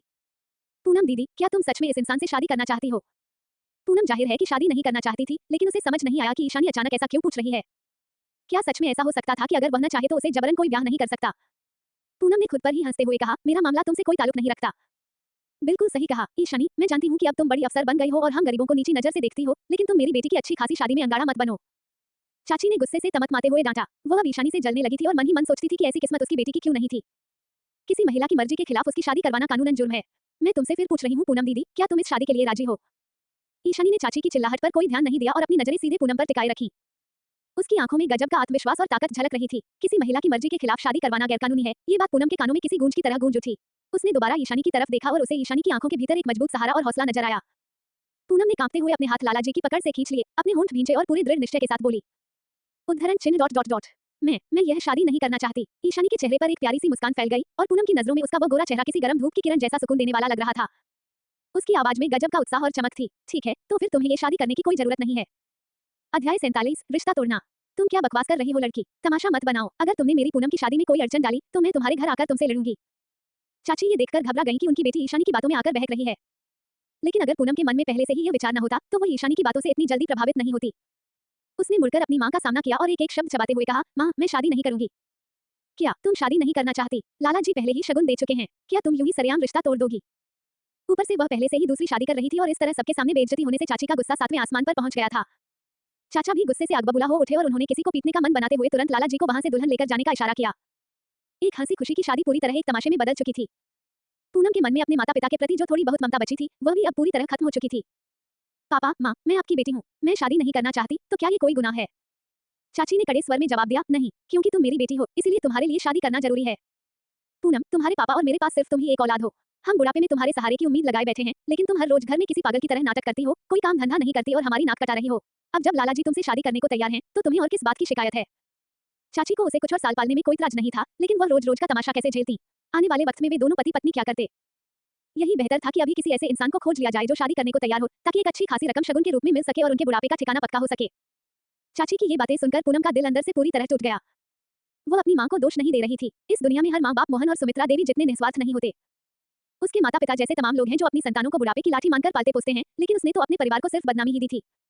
मैं बुढ़ापे में आप लोगों की सेवा कर सकती हूँ और ज्यादा मेहनत करके काम के अंक भी कमा सकती हूँ, फिर मुझे जबरन शादी के बंधन में बंधने की क्या जरूरत है? एक औरत चाहे जितनी भी मेहनत कर ले, वह बिना मर्द के समाज में इज्जत से नहीं जी सकती। अगर तुम शादी नहीं करोगी तो तुम एक ऐसी कलंक बन जाओगी जिसने अपने माँ बाप को मुंह दिखाने लायक नहीं छोड़ा। चाची का सब्र अब जवाब देने लगा था। पूरा गांव उनके परिवार पर फप्तियां कस रहा था और भले ही उनकी चमड़ी मोटी थी, लेकिन अब उनसे ये सब सहा नहीं जा रहा था। पूनम ने अपनी हथेलियां कसकर भींच ली और अपने होठों को तब तक काटा जब तक कि खून की धार न बह निकली। ठीक है, तो फिर आज से मैं आप लोगों से सारे रिश्ते तोड़ती हूँ। क्या पूनम, जरा दोबारा बोलना, तुम क्या करने जा रही हो? चाची अक्की बक्की रह गईं। हालांकि उनकी बेटी शर्मीली और जिद्दी स्वभाव की थी, लेकिन बचपन से ही वो उनकी हर बात मानती थी और आज वही बेटी उनसे रिश्ता तोड़ने की बात कह रही थी। चाची को लगा कि उनके कान खराब हो गए हैं और उन्होंने कुछ का कुछ सुन लिया है। मैंने कहा कि मैं आज से आप लोगों से अपना हर नाता तोड़ रही हूँ। पूनम के होंठ बिल्कुल सफेद पड़ चुके थे, लेकिन उसका स्वर पहले से कहीं अधिक दृढ़ था। आपको एक ऐसी बेटी चाहिए जो धूमधाम से ब्याह रचाए और बच्चे पैदा करे, पर मैं ये सब नहीं कर सकती। वो अपनी जिंदगी का एक दौर पहले ही बर्बाद कर चुकी थी और अब आने वाले दिनों में वो केवल अपने लिए जीना चाहती थी। भले ही आगे की राह किसी गहरे खड्ड जैसी क्यों ना हो, लेकिन कम से कम अब उसके पास अपने फैसले खुद लेने की आजादी तो होगी। ठीक है, बहुत बढ़िया। चाची गुस्से के मारे कांप उठी और उन्होंने लगातार 3 बार ठीक है कहा। चूंकि तुम हमसे सारे रिश्ते तोड़ना चाहती हो, तो पहले हिसाब किताब चुकाओ और बचपन से लेकर आज तक तुम्हें पालने पोसने में हमने जो पैसा खर्च किया है, वो सारा हमें वापस करो। चाची ने उसे इसलिए ताने मारे क्योंकि उसके पास एक भी पैसा नहीं था, लेकिन उन्होंने इस बात पर ध्यान नहीं दिया कि पासी ईशानी मजे लेते हुए ये सब देख रही थी और वह बीच में कूद पड़ने से जरा भी नहीं हिचकिचाई। चाची, क्या 1000 रुपए काफी होंगे? इन दिनों बच्चों को पालना कोई बहुत महंगा सौदा नहीं था, बस 2 वक्त की सूखी रोटी और चावल के सहारे ही बच्चे बड़े हो जाते थे। जब पूनम मिडिल स्कूल में पढ़ती थी, तब ईशानी ने उसकी थोड़ी बहुत आर्थिक मदद की थी। चाची का गला रुंध गया और उनके मुंह से आगे एक शब्द भी नहीं निकला। 1000 रुपए वाकई बहुत बड़ी रकम थी, बल्कि जरूरत से ज्यादा थे। लेकिन वह अपनी बेटी से सचमुच रिश्ता नहीं तोड़ना चाहती थी। ईशानी को डर था कि कहीं चाची अपनी बात से मुकर न जाएं, इसलिए उसने बिना देर किए 1000 रुपए गिनकर उनके हाथ में थमा दिए। लो, अब पूनम दीदी का तुमसे कोई लेना देना नहीं है। अरे, मैं तो बस। चाची अभी इस झटके से उबर भी नहीं पाई थी कि उन्होंने हकलाते हुए कहा, मेरा मतलब रिश्ता तोड़ने से सचमुच का नहीं था। पैसे मुझे दो। चाचा की आंखें चमक उठी और उन्होंने झपट कर वो रकम अपने हाथ में ले ली। पूरे 1000 रुपए। उन्होंने अपनी पूरी जिंदगी की कमाई में भी इतने पैसे एक साथ नहीं देखे थे। वो वैसे भी उनके किसी काम की नहीं थी, और अगर वो खुद ही रिश्ता तोड़ने की बात कह रही है, तो कहने दो। कम से कम बुढ़ापे में उसे पालने की आफत से तो जान छूटी। अगर तुम लाला जी से शादी नहीं करना चाहती हो, तो मत करो। लेकिन मैं शगुन के मिले 500 रुपए वापस नहीं करूंगा। वैसे भी अब तुम्हारा हमारे परिवार से कोई नाता नहीं है, इसलिए तुम अपने कर्ज खुद चुकाओ। चाचा का ये रवैया इतना क्रूर था कि वहां खड़े प्रधान शर्मा से भी नहीं देखा गया। अरे दूसरे भाई, पूनम आखिर तुम्हारी ही खून है, कम से कम शगुन के पैसे तो लाला जी को वापस कर दो। चाचा आमतौर पर अपने बड़े भाई यानी प्रधान शर्मा से बहुत डरते थे, लेकिन हाथ में नोटों की गड्डी आते ही जैसे उनकी हिम्मत बढ़ गई थी और उन्होंने किसी की बात सुनने से इनकार कर दिया। उसी ने पहले रिश्ता तोड़ने की बात कही है, जब वो इतनी होशियार बन रही है, तो खुद ही 500 रुपए का इंतजाम कर ले। इतना कहकर उन्होंने प्रधान शर्मा की बात सुने बिना ही चाची को खींचा और घर के अंदर जाकर दरवाजा कुंडी लगा ली। साफ जाहिर था कि अब उन्हें बेटी के भविष्य से कोई मतलब नहीं था। जिन लोगों को पहले लगता था कि पूनम का ये कदम बहुत बगावती है, वे भी इस वाकई को देखने के बाद पूनम के साथ पूरी तरह सहानुभूति महसूस करने लगे। ऐसे परिवार के साथ रहकर भला कोई इंसान कैसे जिंदा रह सकता है? पूनम, देखो, लाला जी ने अपने हाथ मलते हुए कहा। उन्होंने बड़ी मुश्किल से इधर-उधर से मानकर वे 500 रुपए जुटाए थे, और वह नहीं चाहते थे कि उनकी दुल्हन भी जाए और पैसे भी डूब जाएं। पूनम का दिल पूरी तरह बुझ चुका था। वो समझ नहीं पा रही थी कि ईशानी द्वारा दिए गए 1000 रुपए वह कैसे चुकाएगी, और ऊपर से अब ये 500 रुपए का नया बोझ। ईशानी, क्या तुम मुझे 500 रुपए और उधार दे सकती हो? मैं जिंदगी भर तुम्हारी गुलाम बनकर यह कर्ज चुका दूंगी। शायद कर्ज के बोझ तले दबा इंसान हर तिनके का सहारा ढूंढता है, इसलिए पूनम अवचेतन रूप से यह मान चुकी थी कि ईशानी ही उसकी आखिरी उम्मीद है। ईशानी पहले ही उसकी बहुत मदद कर चुकी थी, इसलिए पूनम जानती थी कि उसके पास बीच रास्ते में साथ छोड़ने का कोई हक नहीं था। मुझे तुम्हारी गुलामी नहीं चाहिए, लेकिन हाँ, तुम्हें ये कर्ज चुकाना होगा। ईशानी ने आगे बढ़कर लाला जी को उनके शगुन के पैसे वापस कर दिए। लाला जी जितनी शान से दुल्हन लेने आए थे, उतनी ही बेदली से उन्हें खाली हाथ लौटना पड़ा। वो आधी जिंदगी कुंवारे रहे थे, और जब जाकर एक सुंदर जीवनसाथी मिलने की उम्मीद जगी थी, वह भी इस तरह टूट गई। बैलगाड़ी धीरे-धीरे पूनम के पास से गुजरी। लाला जी ने हार न मानते हुए एक बार फिर पूछा, पूनम, अगर तुम्हारा इरादा बदले तो मुझे ढूंढ लेना, मैं जिंदगी भर तुम्हारा इंतजार करूंगा। पूनम का चेहरा पत्थर की तरह सख्त था, और उसके मन में शादी न करने और बच्चे न पैदा करने का संकल्प अब और भी ज्यादा पक्का हो चुका था। यह शादी एक भयंकर तमाशे के साथ खत्म हुई, और पूनम द्वारा अपने परिवार से नाता तोड़ना इस वसंत के मौसम में पूरे इलाके की सबसे बड़ी चर्चा का विषय बन गया। इसके अलावा उस पर ईशानी का भारी कर्ज भी था। हर कोई ये देखने के लिए उत्सुक था कि वह इस कर्ज को कैसे चुका पाएगी। परिवार का साथ छूटने के बाद तो वह मानो बेसहारा हो चुकी थी, और आने वाले दिनों में उसे रहने के लिए 2 गज जमीन मिलेगी या नहीं, ये भी कहना मुश्किल था। लोग जहां एक तरफ उसके हाल पर तरस खा रहे थे, वहीं दूसरी तरफ उसकी इस बेबसी पर मन ही मन फंस भी रहे थे। खुद पूनम को भी समझ नहीं आ रहा था कि उसका भविष्य किस दिशा में जाएगा। खेती बाड़ी के अलावा वह कुछ और नहीं जानती थी, और जो थोड़े बहुत काम के अंक उसे मिलते थे, उनमें से खाने पीने का खर्च काटकर बमुश्किल कुछ ही रुपए बचते थे। इस हिसाब से तो वह जन्मों जन्मों में भी यह कर्ज नहीं चुका पाती। तुम्हें मेरी मदद नहीं करनी चाहिए थी। हे परिवार के घर के भीतर पूनम सोफे पर चुपचाप बैठी थी और उसके दोनों हाथ उसके घुटनों पर हल्के से मुड़े हुए थे। पछतावा हो रहा है। ईशानी ने उसके सामने एक कप गर्म चाय रखी। पूनम ने उसे थामा और अपने सूखे होठों से चाय की चुटकी ली। वह पछतावा क्यों करती, लेकिन उसे ईशानी को इस दलदल में नहीं खींचना चाहिए था। मैं तुम्हारे पैसे नहीं चुका पाऊंगी। किसने कहा कि तुम नहीं चुका सकती? उद्धरण चिन्ह डॉट डॉट डॉट। क्या तुम मुझे किसी के हाथ बेचने का इरादा रखती हो? पूनम ने ईशानी के चेहरे पर गजब का दृढ़ आत्मविश्वास देखा तो उसके मुंह से अनायास ही यह बात निकल पड़ी। ईशानी उसकी इस बात पर खिलखिलाकर हंस पड़ी। उसकी याददाश्त में मौजूद वह तीखे नैन नक्श वाली और हाजिर जवाबी पूनम जैसे एक बार फिर लौट आई थी। तुम्हारी नजर में तुम्हारी कीमत सिर्फ इतनी ही है। इस किताब को रट लो और 1 महीने बाद होने वाली भर्ती परीक्षा की तैयारी शुरू कर दो। अध्याय 48 परीक्षा। हालांकि पूनम ने केवल मिडिल स्कूल तक ही पढ़ाई की थी, लेकिन सुमित के काबिल बनने की चाह में उसने इन सालों में अपनी पढ़ाई कभी नहीं छोड़ी थी। जब उसने ईशानी द्वारा दी गई सामग्री को देखा तो उसकी आंखें फटी की फटी रह गईं। यह क्या है? गल्ला गोदाम की परीक्षा की सामग्री। अगर तुम पास हो गई तो 30 रुपए महीने की पक्की कर्मचारी बन जाओगी। अगर फेल हो गई तो सचमुच मेरी गुलाम बनकर काम करना पड़ेगा। ईशानी ने हंसते हुए एक मजाक किया, फिर पूनम की तरफ देखकर आगे बोली, तो अब ये पूरी तरह तुम पर निर्भर करता है कि तुम पढ़ना चाहती हो या नहीं। मैं पढ़ूंगी। पूनम ने अपनी हथेलियां उत्साह से भींच ली और उसकी आवाज तक कांप रही थी। वो ईशानी के कहने का मतलब अच्छी तरह समझ रही थी। ये सिर्फ गल्ला गोदाम की परीक्षा नहीं थी, बल्कि उसके नए जीवन की शुरुआत करने का मौका था। उसने कभी नहीं सोचा था कि इतने लंबे समय तक ठोकरें खाने के बाद आखिर में जिस इंसान ने उसकी जान बचाई वो वही थी जिसके साथ वो हमेशा मुकाबला करती आई थी। शुक्रिया ईशानी, जिसका शुक्रिया तुम्हें अदा करना चाहिए वो तुम खुद हो। अगर तुम्हारी आखिरी वक्त की वह जिद और फैसला न होता तो मैं तुम्हें नहीं बचाती। ईशानी कोई देवी नहीं थी, वो हर बेसहारा औरत के प्रति सहानुभूति रखती थी और उनकी मदद करने का मौका देने को तैयार रहती थी। लेकिन मदद करने की शर्त यही थी कि उस इंसान में अभी भी सुधार की गुंजाइश हो। ईशानी की बात सुनकर पूनम गहराई से सोच में डूब गई। काफी देर बाद उसकी आंखों में पछतावा और झेप का भाव उभर आया। ईशानी की तुलना में उसका अपना नजरिया कितना संकीर्ण था। ईशानी, तुम फिक्र मत करो, मैं मन लगाकर पढ़ाई करूंगी और तुम्हें कभी निराश नहीं होने दूंगी। ठीक है, मैं तुम्हारे अच्छे नतीजों का इंतजार कर रही हूँ। पूनम ने अपने परिवार से सारे रिश्ते तोड़ लिए थे और अब वह बेघर हो चुकी थी। ईशानी ने उसकी मदद की थी, लेकिन वह दोबारा ईशानी पर बोझ नहीं बनना चाहती थी। शुक्र है कि प्रधान शर्मा उसके चाचा लगते थे और वे चाचा चाची के इस घटिया बर्ताव से सख्त नफरत करते थे। चूंकि पूनम के रहने के लिए कोई ठिकाना नहीं था, इसलिए उन्होंने उसे अपने ही घर में एक कमरा दे दिया। जब चाचा को इस बात का पता चला तो उन्होंने सिर्फ ठंडी सांस ली और अपने हाथ में पकड़े नोटों को गिनने लगे। उन्होंने उन 1500 रुपए को सैकड़ों बार गिना, फिर भी उन्हें यकीन नहीं हो रहा था कि इतनी बड़ी रकम सचमुच उनकी हो गई है। अरे इसके पिता, क्या तुम्हें नहीं लगता कि हमने कुछ ज्यादा ही सख्ती कर दी? घर छोड़ने के बाद पूनम के पास कुछ भी नहीं है, आगे उसका गुजर बसर कैसे होगा? वो हमेशा बड़े भाई के सहारे तो नहीं जी सकती, इससे तो पूरे गांव में हमारी हंसी होगी। जब उसने खुद ही इतने पक्के तौर पर रिश्ता तोड़ने की जिद की है तो अब पछताने से क्या फायदा? आगे से उसके मामले में मत पड़ना, तब तक इंतजार करो जब तक वो किसी दीवार से सिर न टकरा ले और उसे अपनी गलती का एहसास न हो जाए। चाचा का चेहरा गुस्से से तमतमाया हुआ था। बेटी से ज्यादा उनके लिए पैसा अहम था। वे तो बस इस इंतजार में थे कि वह रोते सिसकते हुए वापस उनके पास लौट आए। एक महीना लंबा भी होता है और छोटा भी। पूनम ने इन दिनों दिन रात एक करके कड़ी मेहनत की थी, देर रात तक जागकर रिवीजन किया था और आखिरकार उसने पूरी सामग्री को अच्छी तरह तैयार कर लिया था। परीक्षा के दिन ईशानी उसके साथ गई थी, सिर्फ परीक्षा के लिए नहीं बल्कि ईशानी अपने पति वीर से भी मिलना चाहती थी। वे 2 हफ्ते पहले ही अपनी छुट्टी से लौटने वाले थे, लेकिन पिछले कुछ दिनों से उनकी कोई खबर नहीं आई थी। परीक्षा गल्ला गोदाम के दफ्तर में आयोजित की गई थी। नए निदेशक जिला मजिस्ट्रेट के खास आदमी थे। वे ईशानी की काबिलियत से अच्छी तरह वाकिफ थे और पूनम के प्रति भी उनका रवैया काफी सहयोगात्मक था। परीक्षा में पूछे गए सवाल वही थे जो उसने पढ़े थे, इसलिए उसने बहुत कम समय में ही पर्चा हल कर लिया। जब घंटी बजी और परीक्षा खत्म हुई तो पूनम के हाथ मारे घबराहट के कांप रहे थे। परीक्षा के नतीजे 3 दिन बाद आएंगे और तब किसी को भेजकर तुम्हें सूचना भिजवा दी जाएगी। निर्देशक जी ने बड़े ही दोस्ताना अंदाज में पूनम से कहा। उन्होंने अभी अभी पूनम की उत्तर पुस्तिका पर नजर डाली थी, जो बहुत साफ सुथरी थी और उसकी लिखावट भी बेहद सुंदर थी। नतीजे चाहे जो भी हों, वे उसके इस समर्पण भाव से पहले ही काफी संतुष्ट थे। निदेशक जी, क्या आप नतीजे आने पर पहले ईशानी को बता सकते हैं और उसे मुझे सूचना देने दे सकते हैं? पूनम ने थोड़ा झिझकते हुए एक अनुरोध किया। परिणाम चाहे सफल हो या असफल, वो फिलहाल किसी को यह नहीं बताना चाहती थी कि वो गल्ला गोदाम में नौकरी करने जा रही है। खासकर चाचा और चाची को तो बिल्कुल नहीं। वो अपने माता पिता के चरित्र को अच्छी तरह जानती थी। अगर उन्हें पता चल गया कि उसे गल्ला गोदाम में नौकरी मिल गई है तो वे पैसों के लालच में फिर से उसके पीछे पड़ जाएंगे। वो अब उनके किसी भी जाल में नहीं फंसना चाहती थी, वो सिर्फ अपने लिए जीना चाहती थी। ठीक है, यह कोई बहुत बड़ी बात नहीं थी, इसलिए निर्देशक जी ने तुरंत अपनी सहमति दे दी। गल्ला गोदाम से बाहर आने के बाद पूनम के चेहरे पर एक अलग ही आत्मविश्वास नजर आ रहा था। उसके मन की सारी उदासी छट चुकी थी। हालांकि नतीजा आना अभी बाकी था, लेकिन उसने सफलतापूर्वक अपनी जिंदगी का एक कदम आगे बढ़ा लिया था, जो उसके लिए बहुत बड़ी बात थी। ईशानी, तुम जाओ और वीर से मिलो, मैं खुद ही पैदल चली जाऊंगी। उसने मुस्कुराते हुए ईशानी को अलविदा कहा और दूसरी तरफ मुड़कर चल पड़ी। सुमित से अलग होने के बाद से वो कभी सबके सामने आने की हिम्मत नहीं जुटा पाती थी, इस डर से कि लोग उसका मजाक उड़ाएंगे। वो हमेशा घर में ही दुबकी रहती थी और बाहर निकलने से डरती थी। लेकिन अब उसे किसी बात का डर नहीं था, क्योंकि उसके पास खड़े होने के लिए अपनी जमीन थी।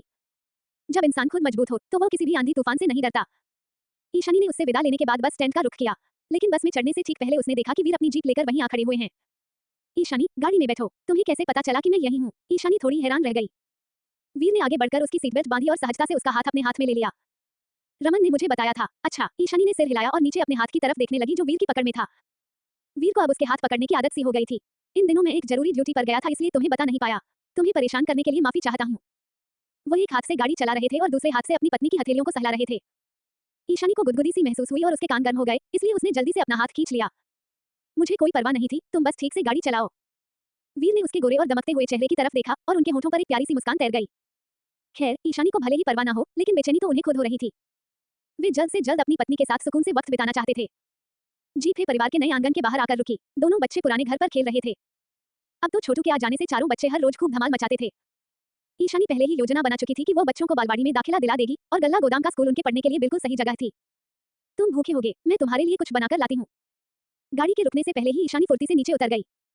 वीर के करीब होने पर उसके दिल की धड़कनें तेज हो जाती थीं। यह आदमी हमेशा उसकी भावनाओं को आसानी से उलझा देता था। दोपहर का वक्त हो चुका था, इसलिए कोई लंबा चौड़ा खाना बनाने का समय नहीं था, इसलिए ईशानी ने झटपट नूडल्स बना दिए। उसने सुबह ही स्वादिष्ट शोरबा तैयार कर रखा था, जिसमें ताजी सब्जियां और नूडल्स डालकर बढ़िया डिश बन गई थी। वीर वाकई भूखे थे। ड्यूटी खत्म करने के बाद वे सीधे सेना की छावनी नहीं गए थे, बल्कि रास्ते में ईशानी का ख्याल आते ही वे अपनी जीप सीधे घर की तरफ मोड़ लाए थे। और रास्ते में अपनी पत्नी से मुलाकात हो जाने से उनका दिल और भी प्रफुल्लित हो गया था। इससे साबित होता था कि जब वे अपनी पत्नी के बारे में सोच रहे थे, तब उनकी पत्नी भी उनके बारे में ही सोच रही थी। नूडल्स का कटोरा पलक झपकते ही खत्म हो गया। गांव के नुक्कड़ पर गाड़ी की आवाज सुनकर दोनों बच्चों को पता चल गया कि उनके पापा लौट आए हैं, इसलिए वे दौड़ते हुए घर आ गए। किंजल दौड़कर वीर की गोद में चढ़ गई, उनके गालों को अपने छोटे हाथों से थामा और चिंता भरे स्वर में बोली, पापा, तुम तो बहुत दुबले हो गए हो। क्या बाहर का खाना मम्मी के हाथ के खाने जितना स्वादिष्ट नहीं होता? हाँ, तुम्हारी मम्मी के हाथ का खाना दुनिया में सबसे अच्छा है। घर का खाना खाने के बाद उनके लिए बाहर का खाना खाना मुश्किल हो जाता था और उनका पेट भी अब ईशानी के हाथों के स्वाद का आदी हो चुका था। तो फिर पापा को ज्यादा खाना चाहिए, वरना मम्मी उदास हो जाएंगी। बेटी की मासूम बात सुनकर वीर ने सामने बैठी अपनी पत्नी की तरफ देखा। ईशानी ने अपना सिर झुकाकर नूडल्स का सूप पीना शुरू कर दिया, लेकिन उसके गालों की लाली साफ बयां कर रही थी कि वह कितनी असहज महसूस कर रही है। उन्हें उस आदमी पर बिल्कुल दया नहीं आ रही थी, ये तो बस उनकी बेटी की बहकी बहकी बातें थी। हालांकि किंजल को इस बात का कोई अंदाजा नहीं था कि उसके मन में क्या चल रहा है। वह छोटी बच्ची तो बस अपने पापा को नया घर दिखाना चाहती थी। पापा देखो, यह मेरा प्रिंसेस रूम है, कितना सुंदर है। भैया ने कहा था कि अब हम बड़े हो गए हैं और मम्मी पापा के साथ नहीं सो सकते, वरना हमारे घर छोटी बहन नहीं आएगी। पापा, क्या तुम आज ही मम्मी से कहकर एक छोटी बहन दिलवा सकते हो? अध्याय 49 लाल स्कट। रात के खाने के बाद दोनों बच्चे पुराने घर पर छोटू और सुमित के साथ खेलने चले गए और उन्हें इस बात का जरा भी अंदाजा नहीं था कि उनकी बातों का ईशानी और वीर पर क्या असर हुआ है। हे भगवान, किंजल तो बस यूं ही कुछ भी बक रही थी, तुम्हें उसकी बातों को दिल पर लेने की जरूरत नहीं है। ईशानी ने अपने हाथ मलते हुए कहा। वीर के इतने करीब होने पर उसे अजीब सी असहजता महसूस हो रही थी। वीर उसके और करीब आए, थोड़ा झुककर एक बहुत ही धीमी और मधोश आवाज में बोले, लेकिन क्या हो अगर मैं उसकी बात को सच मान लूं? वे ईशानी के साथ कुछ और प्यारे प्यारे बच्चे चाहते थे और उनके साथ उनके बड़े होने का हर पल बिताना चाहते थे। दोनों के बीच की दूरी एक बालिश से भी कम बची थी, खासकर तब जब वीर जानबूझकर उसे लुभा रहे थे। ईशानी का दिमाग सुन्न पड़ गया और अचानक उसने अपनी बाहें उनके गले में डाल दी और उनके होठों पर झपट्टा मारकर चूम लिया। तो क्या तुम वाकई ऐसा करना चाहते हो? वीर पूरी तरह सन्न रह गए और अवाक होकर खड़े रह गए। उनकी पत्नी का नर्म जिस्म उनकी बाहों में समाया हुआ था, उनकी मीठी आवाज और कोमल होंठ साफ महसूस हो रहे थे और उनके जिस्म की गर्माहट सीधे दिल में उतर रही थी। अगर इस पल भी कोई खुद पर काबू रख लेता तो वह इंसान नहीं बल्कि कोई संत होता। इतने से काम नहीं चलेगा। वीर ने बिना एक पल गंवाए उन्हें अपनी बाहों में उठाया और गोद में समेट लिया। यह उनका नया घर था और वे इसके कमरों से पूरी तरह वाकिफ नहीं थे, इसलिए ईशानी ने खुद उंगली उठाकर उन्हें बेडरूम का रास्ता दिखाया। दोनों ने जैसे एक वर्जित और रोमांचक दुनिया में कदम रख दिया था और पति पत्नी की चाहते एक पल में भड़क उठी। पिछली बार की शुरुआत तो काफी नाटकीय और बोल्ड थी, लेकिन इस बार दिन के उजाले में ये सब और भी ज्यादा आवेगी था। फर्श की हीटिंग से लैस बेडरूम में वसंत जैसी गर्माहट महसूस हो रही थी। बड़े से लाल बिस्तर पर दोनों एक दूसरे की बाहों में कसकर लिपटे हुए थे। हालांकि वीर के पास इस मामले में ज्यादा अनुभव नहीं था, लेकिन कम से कम वे 6 साल पहले वाले नासमझ लड़के तो नहीं रह गए थे। उस आदमी की ऊर्जा जैसे कभी खत्म होने का नाम ही नहीं ले रही थी। ईशानी की शारीरिक ताकत बहुत ज्यादा थी, फिर भी वीर ने उसे थका थका कर नींद के आगोश में जाने पर मजबूर कर दिया। पूरे 2 घंटे बाद जाकर कहीं ये सिलसिला थमा। ईशानी ने अपना चेहरा चादर में छिपा लिया और वीर प्यार से उसकी पीठ सहलाते हुए बेहद उत्साहित नजरों से उसे देख रहे थे। ईशानी, मैं तुम्हारे लिए एक तोहफा लाया हूँ, क्या तुम देखना चाहोगी? इस बार जब वे सीमावर्ती इलाके में एक मिशन पर गए थे, तो रास्ते में एक विदेशी मॉल से गुजरते हुए उन्हें एक ऐसी स्कर्ट दिखाई दी जो बिल्कुल ईशानी पर फपती। कैसा तोहफा? ईशानी ने हल्का सा करवट ली, उनका खूबसूरत और दमकता हुआ चेहरा इस वक्त बेहद सुस्त और मोहक लग रहा था। वीर के गले की घाटी हिचकोले खाने लगी। उन्होंने झुककर उनके होठों को चूम लिया और काफी देर बाद उन्हें छोड़ा। मैं अभी लेकर आता हूँ। उनकी पत्नी इतनी हसीन लग रही थी कि उनका वहां से उठने का मन ही नहीं कर रहा था। वो लाल रंग की स्कर्ट मखमली कपड़े की बनी थी, जो हल्की और स्लिम फिट थी। क्या तुम इसे पहनकर देखना चाहोगी? वे पहली ही नजर में उस पर फिदा हो गए थे। उनकी ईशानी किसी सुलगती हुई आग की मानंद थी और यह स्कर्ट उन पर बिल्कुल सही बैठती। ठीक है, ईशानी को भी वह तोहफा बहुत पसंद आया और किसी आदमी की तरफ से यह उनका पहला मिला हुआ उपहार था। कपड़े बदलने के बाद वीर अपनी नजरें उन पर से हटा ही नहीं पा रहे थे। ईशानी कुदरती तौर पर बेहद खूबसूरत थी और इस लाल जोड़े ने उनकी खूबसूरती में 4 चांद लगा दिए थे। क्या यह अच्छी लग रही है? उन्होंने अपनी स्कर्ट को थोड़ा उठाकर उस आदमी के सामने एक चक्कर काटा। उनकी भभकती लाल स्कर्ट के उठने से उनकी दूध जैसी सफेद और छरहरी पिंडलियां नजर आने लगी। वीर की आंखें गहरी हो गईं और उनकी आवाज अचानक भारी पड़ गई, बहुत सुंदर लग रही हो। इतनी सुंदर कि उनका मन कर रहा था कि वे अपनी पत्नी को हमेशा के लिए अपनी बाहों में समेट कर रख लें।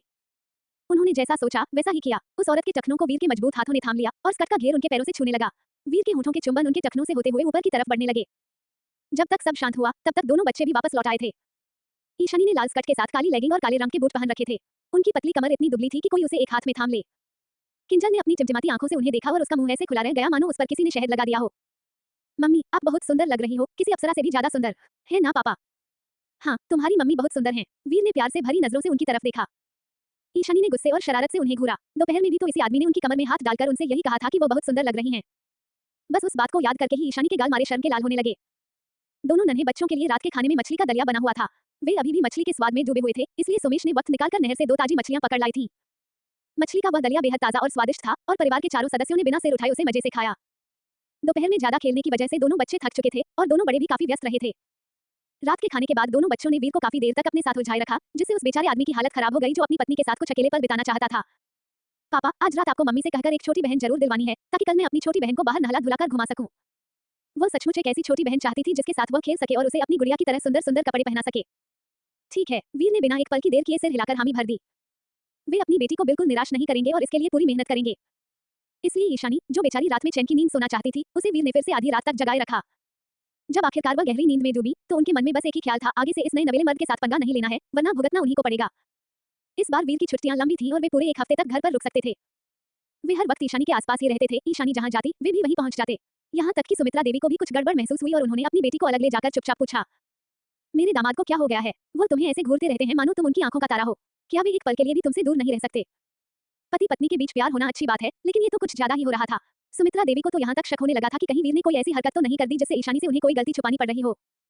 ईशानी की आंखें झिलमिला उठी, शायद मौसम बदल रहा है। बसंत का मौसम आ गया है, तो इंसानों और जानवरों में जोश छाना स्वाभाविक है।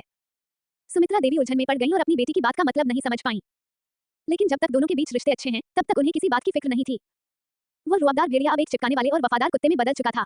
ईशानी को इस बात पर किसी से भी ज्यादा अजीब लग रहा था। गनीमत ये रही कि 3 दिन बाद थानेदार रमन आ गए और उन्होंने ईशानी को इस मुसीबत से बचा लिया। पूनम ने गल्ला गोदाम की परीक्षा पास कर ली थी और अब वो वहाँ की पक्की कर्मचारी बन गई थी। रमन खुद चलकर यह खुशखबरी देने आए थे। इन दिनों पूनम की रातों की नींद उड़ी हुई थी। हालांकि उसे अपनी मेहनत पर भरोसा था, फिर भी जब तक पक्का नतीजा सामने नहीं आ जाता, दिल में घबराहट बनी रहती है। जब उसके हाथ में नियुक्ति पत्र आया, तो उसकी आंखों से खुशी के आंसू बह निकले। ईशानी और बाकी लोग उसकी इस खुशी को समझ सकते थे, किसी ने भी उसका मजाक नहीं उड़ाया। जो इंसान अपनी जिंदगी को बेहतर बनाने के लिए संघर्ष करता है, वो हर किसी के सम्मान का हकदार होता है। पूनम के गल्ला गोदाम में नौकरी पाने की बात बाकी लोगों से छिप सकती थी, लेकिन प्रधान शर्मा से नहीं। पूनम इतने दिनों से उनके घर पर रुकी हुई थी और दिन रात कमरे में बैठकर पढ़ाई करती थी। प्रधान शर्मा को तो यहाँ तक डर था कि कहीं वह सदमे से पागल न हो गई हो। लेकिन जब उन्हें पता चला कि उसने गल्ला गोदाम की परीक्षा दी है और वो पास हो गई है, तो प्रधान शर्मा खुशी से फूले नहीं समाये। ईशानी बेटी सचमुच बहुत नेक दिल है, उसने तुम्हारी इतनी मदद की है, तुम्हें जिंदगी भर उसका एहसान नहीं भूलना चाहिए। ये बात कहते हुए प्रधान शर्मा थोड़ा उदास भी हो गए। उन्होंने सोचा था कि ईशानी और पूनम के बीच कभी अनबन हो चुकी थी और वे दोनों एक दूसरे से बात तक नहीं करती, लेकिन उन्होंने कभी सपने में भी नहीं सोचा था कि आखिर में ईशानी ही उसकी ढाल बनेगी। उन्होंने ही उसे नौकरी दिलाने के लिए पैरवी की थी, और वो भी कोई आम नौकरी नहीं, बल्कि पक्के कारखाने की नौकरी। उनके खानदान में कई पीढ़ियों से कोई सरकारी कर्मचारी नहीं हुआ था, लेकिन एक घर से निकाली गई तलाकशुदा महिला पूनम ने वह परीक्षा पास कर ली थी। प्रधान शर्मा अचानक ये जानने को उत्सुक हो उठे कि चाचा और चाची का रिएक्शन क्या होगा, जिन्होंने 1500 रुपए के लालच में अपनी बेटी का सौदा कर दिया था। जरा सोचिए, एक बार पूनम को सैलरी मिलने लगे तो ऐसे कितने ही 1500 रुपए उसके हाथों से आ सकते थे। उन्होंने एक लंबी सांस छोड़ी और मन ही मन ईशानी की तारीफ करने लगे। ईशानी ने दुश्मनी और दोस्ती दोनों को बखूबी निभाया था और हमेशा दूसरों की मदद के लिए तैयार रहती थी। शायद आने वाले दिनों में उनके इस पूरे इलाके की किस्मत बदलने वाली थी और इसकी वजह ईशानी ही होती। प्रधान शर्मा के दिल में उम्मीदें हिलोरे लेने लगी। उन्हें अंदाजा भी नहीं था कि उनका ये सपना बहुत जल्द सच होने वाला है। अध्याय 50। बच्चे स्कूल गए। पहले जब भी वीर को घर से जाना पड़ता था, तो उन्हें सबसे ज्यादा दुख अपने दोनों बच्चों से बिछड़ने का होता था, लेकिन इस बार मामला कुछ अलग था। उन्होंने ईशानी का हाथ पकड़ा और बड़े ही अनमने भाव से पूछा, ईशानी, तुम मेरे साथ फौज में कब चलोगी? उनकी पोस्टिंग की अवधि पूरी होने वाली थी और जून में उनका ट्रांसफर दिल्ली होने वाला था, जिससे वे अपनी पत्नी से और भी ज्यादा दूर हो जाने वाले थे। ईशानी ने उनकी हथेली पर हल्का सा चुटकी काटा। वह उनके इस तरह चिपकू अंदाज की आदी नहीं थी। दोनों बच्चों को अभी स्कूल जाना है, उन्हें भी दिल्ली ले चलो। वैसे भी वहाँ के स्कूल और शिक्षक ज्यादा अच्छे हैं। वीर अपनी पत्नी को हर हाल में अपने साथ ले जाने पर अड़े हुए थे, लेकिन ईशानी की अपनी कुछ मजबूरियां थीं। वह अभी पूरी तरह तैयार नहीं थी और न ही वह अभी विक्रम के परिवार के सामने जाना चाहती थी। कम से कम जब तक उसकी फैक्ट्री शुरू नहीं हो जाती, तब तक तो वह कहीं नहीं जाने वाली। अगले साल के बारे में क्या ख्याल है? अगले साल मैं तुम्हारे साथ दिल्ली चलूंगी। ईशानी ने मीठी आवाज में उन्हें मनाना शुरू किया, और फिर भला वीर उनकी कौन सी बात टाल सकते थे। तो फिर तुम्हें अपना वादा याद रखना होगा। मेरे जाने के बाद भी हमेशा मेरे बारे में सोचना। उद्धरण चिन्ह डॉट डॉट डॉट विस्मयादिबोधक चिन्ह उद्धरण चिन्ह। अच्छा बाबा, दोनों बच्चे अभी भी देख रहे हैं, अब जाओ भी। ईशानी से और ज्यादा बर्दाश्त नहीं हुआ, इसलिए उसने धक्का देकर वीर को गाड़ी में बैठाया और अपने हाथ का बनाया हुआ पौष्टिक खाना उनकी गाड़ी में रख दिया। इन प्राकृतिक जड़ी बूटियों से बना खाना सेहत के लिए बहुत फायदेमंद था। वीर को अक्सर अचानक मिशन पर जाना पड़ता था, इसलिए वह चाहती थी कि वे अंदर से मजबूत रहें। अपनी पत्नी की इस नखरे भरी नजरों का सामना करते हुए वीर बड़े ही भारी मन से गाड़ी लेकर वहां से रवाना हुए। साफ है कि अभी पखवाड़े भर पहले ही उनकी छुट्टियां शुरू हुई थी, लेकिन उन्हें जिंदगी में कभी ऐसा नहीं लगा था कि वक्त इतनी तेजी से और साथ ही इतना लंबा महसूस हो रहा हो।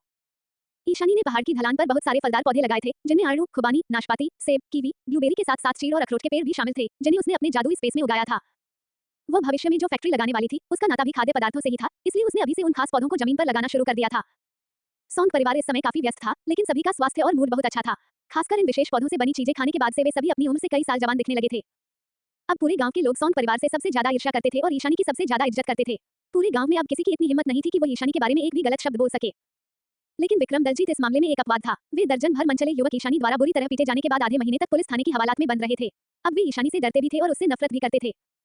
हालांकि चाहे वे जितनी भी नफरत कर लें, अब वे उसके खिलाफ कुछ करने की हिम्मत नहीं जुटा पा रहे थे और सिर्फ अपने दिल में ही अपनी भड़ास दबाए बैठे थे। दूसरी तरफ शालिनी तो यह चाहती थी कि वे लोग कुछ ऐसा करें जिससे उनका खेल खत्म हो जाए। उसे अब समझ आ गया था कि जिस आदमी से वह इतना डरती थी, वह ईशानी के सामने सिर्फ एक मामूली कीड़े के समान था, जिसे ईशानी अपनी उंगली के एक इशारे पर कुचल कर रख सकती थी।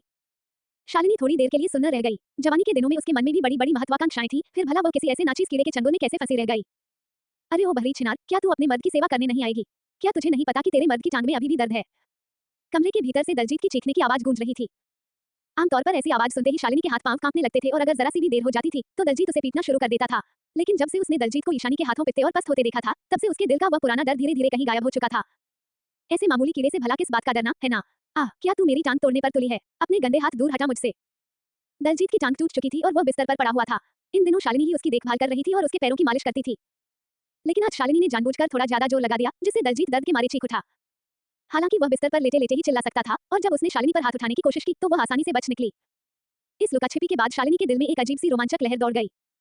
उसे सचमुच अब दलजीत से कोई डर नहीं लग रहा था, और यह आदमी अब बिस्तर पर बेबस पड़ा था, जिसकी जिंदगी और मौत पूरी तरह अब उसी के हाथों में थी। शालिनी ने अपनी आंखें सिकोड़ी तो दलजीत की पीठ पर एक ठंडी सिहरन दौड़ गई। फिर भी उसने गाली देते हुए कहा, तमीज से हाथ चला, वरना जान से मार डालूंगा। ठीक है, वह भी देखना चाहती थी कि पहले कौन किसे मारता है। शालिनी ने अपनी पलकें झुकाईं और अपने हाथों से फिर से जोर का दबाव डाला। दलजीत दर्द से चीख पड़ा, मानो उसकी टूटी हुई टांग के टुकड़े फिर से बिखर गए हों। ईशानी को इस बात का कोई अंदाजा नहीं था कि उसकी वजह से शालिनी के अंदर का सोया हुआ आत्मविश्वास जाग उठा है। अगर उसे पता होता तो वह जरूर ताली बजाती और शायद इस बात का अफसोस करती कि शालिनी ने दलजीत की दूसरी टांग भी क्यों नहीं तोड़ दी। रमन ने उसकी मदद करके बच्चों के दाखिले की सारी औपचारिकताएं पूरी करवा दी थी, और अब चारों बच्चे स्कूल जाने लगे थे। हालांकि सोहन ने मिडिल स्कूल तक की सारी पढ़ाई पहले ही पूरी कर ली थी, फिर भी नए सिरे से स्कूल जाना उसके लिए एक नया अनुभव था। ईशानी ने उनके लिए नए स्कूल बैग और स्टेशनरी का सामान तैयार किया था। दोनों नन्हे बच्चे रोज उन्हें पीठ पर लादकर बड़े उत्साह के साथ स्कूल जाते थे। स्कूल में दाखिले के दिन ईशानी और सुमित्रा देवी दोनों बच्चों को एक साथ छोड़ने के लिए साथ गईं। बच्चों के सामने खुद को असहज महसूस न होने देने के लिए सुमित्रा देवी ने खास तौर पर डिपार्टमेंटल स्टोर से एक सुंदर से फूलों वाले प्रिंट का कपड़ा खरीदकर सूट बनवाया था।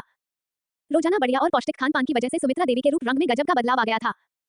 उनका सावला और दुबला पतला चेहरा अब खिल उठा था, और उनके शरीर में भी एक नई सेहत नजर आने लगी थी। उस देहाती से दिखने वाले फ्लोरल सूट में भी अब एक अलग ही शालीनता और आकर्षण झलक रहा था।